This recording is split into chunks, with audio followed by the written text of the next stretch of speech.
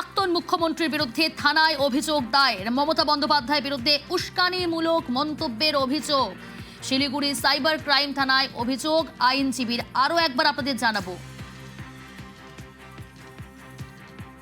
অভিযোগকারীর আইনজীবী কি জানাচ্ছেন, একবার শোনাই।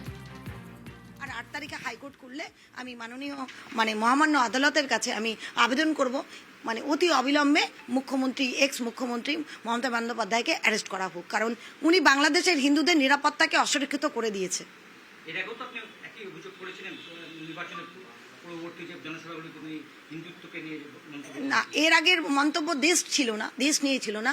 এর আগে এর মন্তব্য বিং হিন্দু ছিল। উনি মন্তব্য করেছিলেন হিন্দু ধর্ম গন্ধা ধর্ম, আর মন্তব্য করেছিলেন মুসলমানরা একজোট হয়ে গেলে, একটা বিশেষ কমিউনিটি একজোট হয়ে গেলে হিন্দুদের নিরাপত্তা অসুরক্ষিত হবে, উনি মুখ্যমন্ত্রী থাকলে হবে না। তো এই দুটো আমি পশ্চিমবঙ্গের অধিবাসী হিসেবে একটা অভিযোগ জানিয়েছিলাম, আর বিং সনাতন হিসেবে করেছিলাম। এটার সাথে দেশের সম্পর্ক ছিল না। এখন উনি দেশের নিরাপত্তাকে অসুরক্ষিত করে দিচ্ছে পুরো বিশ্ব দরবারে।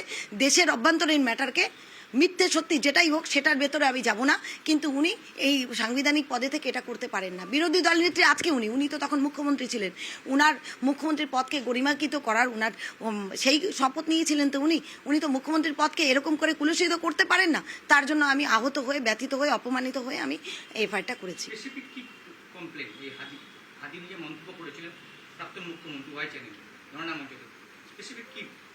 স্পেসিফিক ও রাষ্ট্রদ্রোহের।